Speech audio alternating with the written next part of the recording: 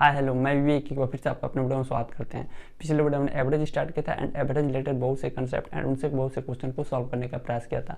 अगर वो वीडियो आप ना देखे हो तो उसका लिंक डिस्क्रिप्शन बॉक्स में आप जाकर देख सकते हैं। आज हम मैथमेटिक्स एक ऐसा चैप्टर स्टार्ट करने वाले जो एग्जाम पॉइंट ऑफ व्यू से मोस्ट इंपॉर्टेंट है एंड अक्सर यहाँ से हमें एग्जाम में क्वेश्चन देखने को मिलता है। वह चैप्टर है चाल, समय एंड दूरी। आइए हम देखते हैं चाल, समय और दूरी से कैसे कैसे कंसेप्ट बनते हैं एंड उन कंसेप्ट से कैसे कैसे क्वेश्चन हमें देखने को मिलते हैं। ठीक है, तो चलिए स्टार्ट करते हैं चाल, समय एंड दूरी। सबसे पहला पॉइंट होती है कि चाल और वेग, हमें दो टर्म देखने को मिलता है। क्या आप दोनों के बीच के डिफरेंस को समझते हैं? यदि नहीं समझते हैं तो आइए सबसे पहले इसके कंसेप्ट को समझते हैं। जबकि मैथ दोनों को एक ही मानता है, बट यहाँ पे वर्ड आया है तो हम दोनों को सीखते हैं, फिर जाकर हम आगे बढ़ते हैं। सबसे पहले चाल की बात करें तो चाल वह होता है कि एकांक समय में चली गई दूरी। कहने को मतलब किसी गतिशील पिंड द्वारा एकांक समय में चली गई दूरी को हम चाल कहते हैं। ठीक है, बट जबकि वेग को हम क्या कहते हैं? एकांक समय में निश्चित दिशा में चली गई दूरी को हम क्या कहते हैं? वेग कहते हैं। आपको यहाँ पे नोट करने वाली बात है, चाल हमारा अदिश राशि होगी जबकि वेग हमारा क्या होगा? सदिश राशि। क्यों? क्योंकि वेग के लिए हमें दिशा की जरूरत होती है। ठीक है ना, तो चाल और वेग में एक माइनर से यहाँ पे डिफरेंस था कि चाल सदिश राशि होती है, चाल अदिश राशि होती है एंड वेग क्या होता है? सदिश राशि होता है। ठीक है, अब मैथ में हमने बताया गया है कि मैथ में चाल और वेग को दोनों को एक ही माना गया है। ठीक है, तो आइए हम देखते हैं चाल और वेग का मात्रक क्या होता है। चाल और वेग का मात्रक देखिए जाए तो चाल बराबर दूरी बटा समय होगा। क्यों दूरी बटा समय होगा? क्योंकि एकांक समय में चली गई दूरी। ठीक है, तो चाल बराबर दूरी बटा समय हमें देखने को मिलेगा। ठीक है, तो यहाँ पे चाल का मात्रक देखें तो दूरी का मात्रक बटा समय का मात्रक, दूरी का मात्रक हमें मीटर और समय का मात्रक हमें सेकंड स्टैंडर्ड मात्रक में देखने को मिलता है। तो चाल का मात्रक हमें मीटर प्रति सेकंड देखने को मिलेगा जो कि एसआई यूनिट में है। अब इसको हम चाहें तो बहुत से ड्राइव यूनिट में बदल सकते हैं, जैसे किलोमीटर प्रति घंटा में।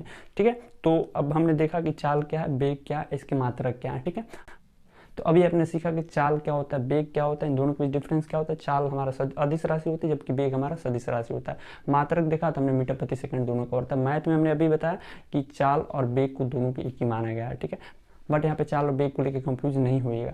अब हम देखते हैं अक्सर चाल, समय, वेग के कंसेप्ट में हमें एक ऐसा वर्ड यूज देखने को मिलता है जिसके बारे में यदि हम अच्छा से न पता हो तो कहीं ना कहीं हम अपने क्वेश्चन को गलत कर देते हैं। वो हमारा वर्ड क्या है? हमें क्वेश्चन में देखने को मिलता है अपेक्षिक वेग। अब बात आती है अपेक्षिक वेग होता क्या है, तो आइए इसके कंसेप्ट को सीखते हैं। अपेक्षिक वेग क्या होता है? अपेक्षिक वेग के कंसेप्ट में हम देखें कि हमें जब दो गतिशील पिंड हो और वो सरल रेखा में गतिमान होना चाहिए, कहने को सीधी रेखा में गतिमान होना चाहिए, या तो सीधी दोनों का दिशा एक ही हो या दोनों की दिशा एक दूसरे के विपरीत हो सकता है।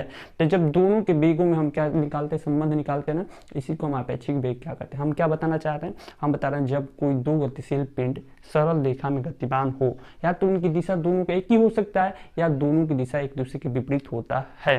जब हम इन दोनों की वेग के बीच में संबंध निकालते हैं, इसी को हम अपेक्षिक वेग कहते हैं। यहाँ पे हमें दो कंडीशन देखने को मिलता है। आइए हम सबसे पहले पहला कंडीशन देखते हैं कि पहला कंडीशन अपेक्षिक वेग में क्या होता है। अपेक्षिक वेग को हम सापेक्ष वेग भी कहते हैं। ठीक है, यहाँ पे देखिए इस बात को आपको कंफ्यूज ना हो जाएगा कि सापेक्षिक वेग अलग है, अपेक्षिक वेग अलग है। यहाँ पे मैं अभी नहीं बताया कि यहाँ पे दो कंडीशन देखने को मिलता है। पहला कंडीशन आइए देखते हैं कि पहला कंडीशन क्या है, इसमें क्या हमें देखने को मिलता है।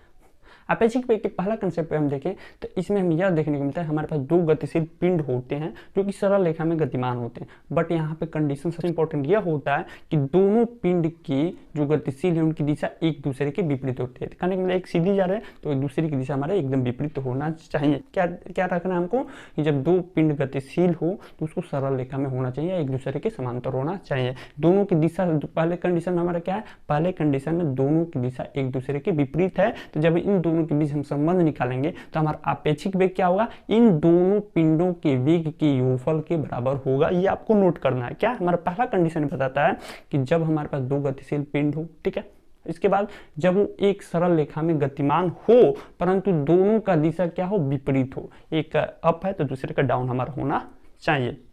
दोनों का दिशा क्या होना चाहिए? विपरीत होना चाहिए। तो यहाँ पे यदि हम अपेक्षिक वेग देखें तो अपेक्षिक वेग दोनों के वेग के योगफल के बराबर होता है। ठीक है, यहाँ पे हमें एक क्वेश्चन आइए हम लेते हैं, फिर क्वेश्चन को एक दो सॉल्व करने का प्रयास करते हैं। जैसे मेरे पास क्वेश्चन है, जब दो गतिशील पिंड सरल रेखा में एक दूसरे के विपरीत गतिमान हो।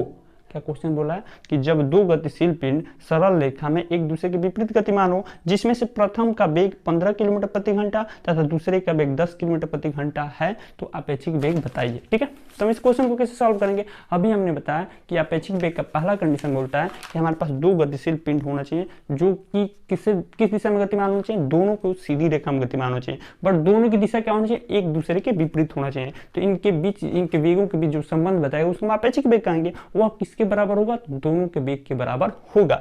यहाँ पे क्वेश्चन में बोल रहा है कि दो गतिशील पिंड है जो कि एक दूसरे के विपरीत दिशा में गतिमान है, जिसमें से पहले का वेग 15 किलोमीटर प्रति घंटा है और दूसरे का वेग 10 किलोमीटर प्रति घंटा है। तो आपेक्षिक वेग पूछ रहा है, तो हम क्या करेंगे, दोनों के वेग को हम क्या कर देंगे, जोड़ देंगे। तो जब दोनों के वेग को जोड़ेंगे तो 10 + 15 में 25 देखने को मिलेगा। तो आपेक्षिक वेग यहाँ पे हमें 25 किलोमीटर प्रति घंटा देखने को मिलेगी। ठीक है, मैं उम्मीद करता हूँ आपको फर्स्ट कंसेप्ट समझ में आया होगा। तो अभी आपने देखा हमारा आपेक्षिक वेग का पहला कंडीशन क्या है। आपेक्षिक वेग में पहला कंडीशन हम देखा कि हमारे पास दो गतिशील पिंड थे जो कि सरल रेखा में गतिमान हो रहे थे, परंतु उनकी दिशा एक दूसरे के विपरीत थी। आपेक्षिक वेग दोनों के वेग के योगफल के बराबर हो रहा था। v=v1 + v2 हमने अभी देखा। ठीक है, आइए हम देखते हैं इसका सेकंड कंडीशन क्या है एंड सेकंड कंडीशन का कंसेप्ट क्या है, इनसे कैसे क्वेश्चन में ज्ञान देखने को मिल सकता है। ठीक है, तो सबसे पहले हम बात करेंगे इसके कंसेप्ट की। तो यहाँ पे हम कहेंगे हमारे पास दो गतिशील पिंड होना चाहिए जो कि सरल रेखा में गतिमान हो। यहाँ पे कंडीशन यह है कि दोनों का वेग कैसा होना चाहिए, दोनों का वेग एक ही दिशा में होना चाहिए। हमारे पास दो गतिशील पिंड हो जो कि सरल रेखा में गतिमान हो एंड दोनों की दिशा क्या हो, एक ही हो। तो ये हमारा सेकंड वाला कंडीशन होता है। तो यहाँ पे यदि हम अपेक्षिक वेग देखना चाहें तो इन दोनों के वेग के अंतर के बराबर हमारा अपेक्षिक वेग देखने को मिलता है। क्या होता है, जब हमारे पास कोई दो गतिशील पिंड हो और वो कैसा गतिमान हो, सरल रेखा में गतिमान हो, परंतु दोनों की दिशा क्या होना चाहिए, सेम होनी चाहिए। जैसे एक ट्रेन ये है, ये ट्रेन दोनों एक ही सीधी रेखा में जा रही है, तो इसका हम अपेक्षिक वेग देखना चाहें तो इन दोनों ट्रेनों के वेग के जो अंतर आएगा उसको हम अपेक्षिक वेग या सापेक्ष वेग कहेंगे। ठीक है, यहाँ पे आइए एक और क्वेश्चन लेते हैं, इसको अच्छे से समझने की कोशिश करते हैं। मेरे पास यहाँ पे क्वेश्चन है, इसमें बोला जा रहा है जब दो गतिशील पिंड एक ही सरल रेखा में तथा एक ही दिशा में गतिशील हो तथा उनका वेग 10 किलोमीटर प्रति घंटा तथा 5 किलोमीटर प्रति घंटा हो, तो अपेक्षिक वेग या सापेक्ष वेग हमें क्या देखने को मिलेगा। यहाँ पे नोट करने वाली बात है, डिफरेंस बोले ना, दो अपेक्षिक वेग दोनों वेगों के डिफरेंस के बराबर होगा। तो जो नंबर बड़ा होगा, जिसका वेग बड़ा होगा वो हम पहले लिखेंगे। तो यहाँ पे 15 किलोमीटर बड़ा है ना, ठीक है, तो 10 किलोमीटर बड़ा है ना, 10 किलोमीटर - 5 किलोमीटर करेंगे, यहाँ से हमें 5 किलोमीटर देखने को मिलेगा। तो अपेक्षिक वेग यहाँ पे हमें क्या देखने को मिलेगा, 5 किलोमीटर प्रति घंटा देखने को मिलेगा। मैं उम्मीद करता हूँ आपको समझ में अच्छा से आया होगा। अगर ना समझ में आया तो प्लीज़ एक बार और वीडियो देखिए, आपको अच्छा समझ में आ जाएगा। यहाँ पे दो क्वेश्चन होमवर्क के लिए, आप इस क्वेश्चन को सॉल्व कीजिएगा और इसका आंसर कमेंट बॉक्स में जरूर बताइएगा। आइए हम अगले वीडियो में मिलते हैं 4 समय दूर के कुछ न्यू कंसेप्ट, कुछ न्यू क्वेश्चन के साथ। तब तक के लिए धन्यवाद।